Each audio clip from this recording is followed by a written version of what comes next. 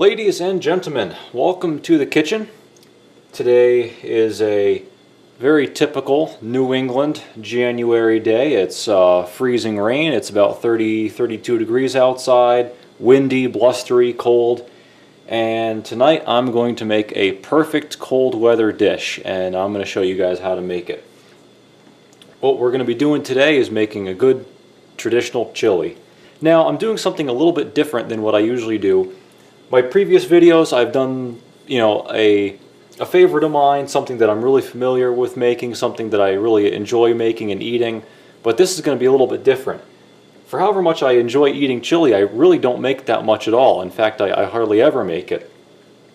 And so this isn't a specialty of mine, but I'm confident that I can make something really good without even really having a recipe or having any previous experience making it.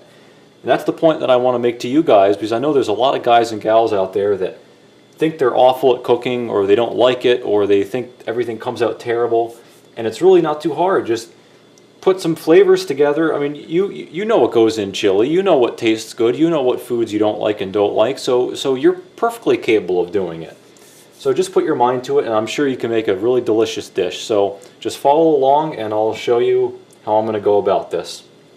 I'm going to start off by just browning some ground beef. Then I have some tomatoes. I like getting these special flavored ones. These have chipotle chilies in them. You can also get them with Italian seasoning or whatever. It just makes your life a little bit easier when it comes to seasoning whatever you're making with these tomatoes. Black beans, I might add these. I have some chilies, peppers, onion. Let's get started. Okay, so I put about 1.5 pounds of ground beef in here, and I browned it. And I'm all done, so I'm going to pour this in a bowl, set that aside so I can cook my vegetables and everything. Now with the pot back on the heat, I'm going to add some olive oil just so the vegetables don't burn. And I'm going to add some peppers and onions, slice them up into, I like little bite-sized pieces. I don't like big pieces in my food. I want to just be able to put it on my fork or put it on my spoon and shovel it in. So I'm going to slice this up and put it in the pan. So I'm just going to cook this till it's nice and soft, but you don't have to go too far, because keep in mind it's going to continue cooking once everything is put together and simmering. So you don't need to go too crazy. Even with the beef, you could still have a little bit of pink left. It's still going to continue cooking. Okay, so I think the peppers and onions are nicely cooked down. They're starting to feel soft, and the onions are getting a little bit translucent. So the first thing I'm going to add is just 1 can of the tomatoes. I'm not sure if I want to add a second can yet, so better to add 1 and then add more later, because you can add it, but you can't take it out. Can of black beans. I did drain the beans, but I didn't drain the tomatoes because the tomato juice makes a nice sauce. And I decided to put these green chili peppers in. They're mild peppers, so I'm not worried about it making the chili too hot. That's another thing I've learned, is that you can make it hotter, but you can't make it less hot. So be careful with how much spice you put in, unless you are really sure that you like really spicy stuff. I'm going to put the ground beef back in.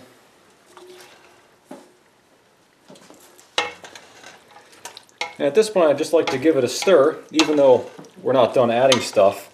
This just gives me a visual indication of the ratio of everything in there. If you don't see enough red, for example, you're not seeing enough tomatoes, you say, okay, I want some more tomatoes in there, or whatever the case may be. But this looks pretty good. Look at that. That's a nice ratio of everything. So now let's get some more broth going on in here. First, I'm going to add in some spices. I was going to buy the chili seasoning mix packet at the store, but I read the ingredients, and pretty much the only thing in it was chili powder and paprika, and then a bunch of other crap that I had a hard time pronouncing. So instead, I just have chili powder and paprika, and I think that'll be a perfectly fine substitute. And as a benefit, everything in here that you're about to eat, you can pronounce. So I'll shake in some chili powder. Oh, I don't know how much. Let's say tablespoon, maybe 2. Oh, by the way, I put 1 whole green pepper in here, 2 large onions, and like you saw, 1 can of beans and 1 can of tomatoes, and a ½ pound of beef. Some cumin. I'm going to say about a tablespoon of cumin. Again, you can always add more later, but you can't add less. Keep that in mind. Now, if you live in an area where there's a Ocean State job lot store, that's the place to buy these spices. These are $1 a piece at Ocean State. If you go to the grocery store and get a McCormick brand, oh, this is probably $5, $6, $7, $8. So anyway, add some paprika. Just a little bit of red pepper. I found that as red pepper and jalapeno peppers specifically, as they cook and simmer in any sort of food, the hotness, the heat just multiplies. So I go on the really low side with this, and I can always add more later in my bowl as I serve it. So just a couple shakes. There, that's enough. I don't want to risk having it too spicy. I'll add in some celery salt. Go easy on this because it is very salty, believe it or not. Some fresh ground black pepper. Now here's another sort of secret ingredient of mine. I use this in my beef stew, and I think it'll be good in the chili too. Cinnamon. Just a little bit. If you put in too much, then it just tastes like it has cinnamon in it. But if you put in a small amount, it just helps kind of bring flavor out. So I'd say ½ a teaspoon maybe. Now, nothing is complete without Frank's Red Hot. This is the buffalo wing sauce. I don't have any of the regular sauce, but it's pretty much the same thing. Pour in a good dollop of that, a couple of tablespoons. Now, a lot of chili recipes will ask for either tomato paste and or tomato juice, and I don't have any of those, but it does help make a nice tomato-based broth.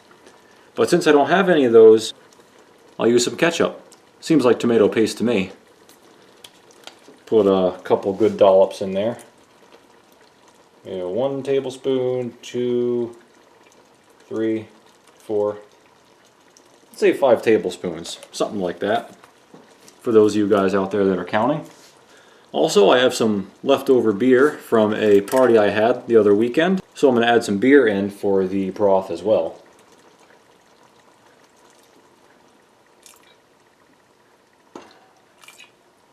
Alright, this is looking pretty good, but it's still, the broth is not tomato-y enough for me. So what I'm going to do, I'm going to make a quick little batch of tomato sauce, and let me show you how I'm going to do that. So I hope I'm not making this seem too daunting to you guys by all of a sudden making my own tomato sauce, but really this is a prime example of just using what you have. And if you don't have something, chances are you have something that you can make do with, and this is a prime example of that. So I've got this little nifty Cuisinart sort of blender attachment for my submersible blender. I'm going to dump in my second can of tomatoes, then add a little bit more seasoning. I'll just add some chili powder, paprika, pretty much the same thing that I put in the stock pot.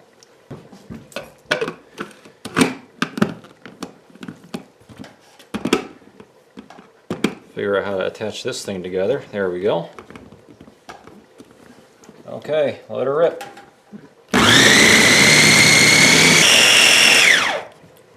Oh, hey, we got some leakage going on.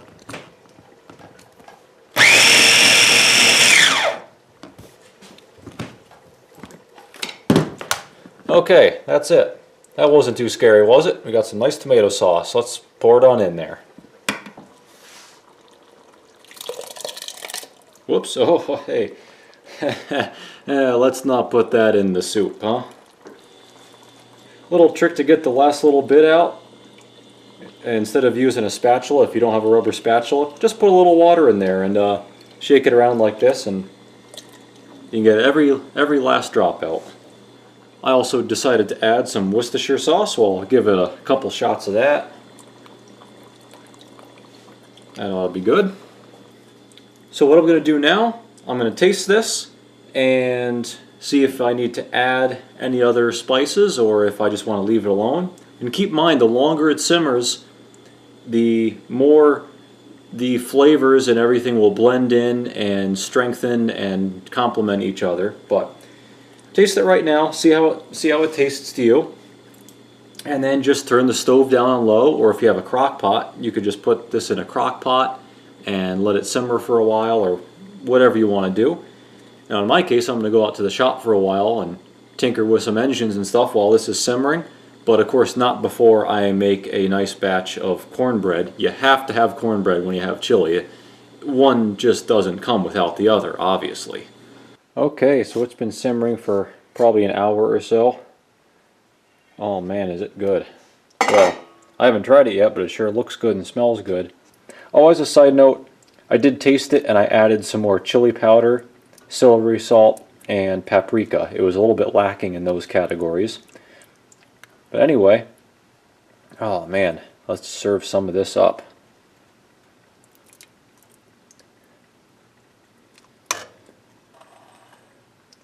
I'm always afraid of dropping stuff in between the counter and the stove, so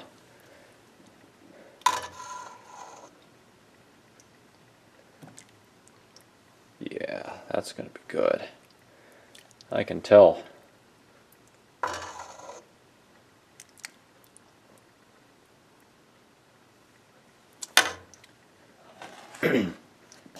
Here's my freshly made cornbread. Now, of course, if you ask me, it's not complete without some sour cream on it. You know, cheddar cheese or, grated cheese is good too, but there's really just nothing like sour cream. I think it's a perfect combination. Now, the moment of truth. If only you could taste it through the video, but you can't, so I'm just going to have to take that job for you. I'll be sure to let you guys know how it tastes.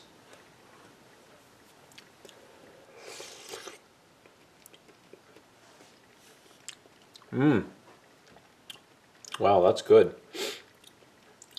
That's just right. A little bit of tingle as far as spiciness goes, but not too bad. Probably get that tingle from the Frank's Red Hot and that little bit of red pepper I put in. And maybe those that little can of chilies. I didn't try those individually, so I don't know exactly how spicy they were, but this is good. It's not super in-your-face chili-like. It's not. There isn't a lot of. I could stand to put more chili powder in and paprika if I really wanted to, but as it is now, I can really taste the beef and the tomatoes and the peppers and all that.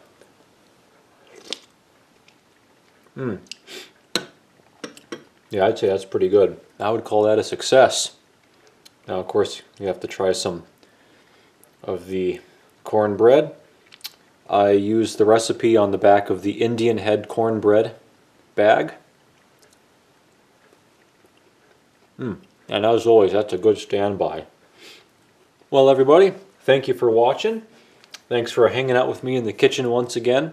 I'm really glad I made this. It's an excellent dinner for tonight. Cold, rainy night, windy, and this just warms you right up. So thanks for watching. Make sure to hit the like button if you enjoyed this. Hit the subscribe button if you haven't already. Stay tuned for more of these videos. I like to make these videos every so often. Show you guys what I'm cooking, what I'm up to. And that's about it for tonight. So thanks for watching, and come back for more.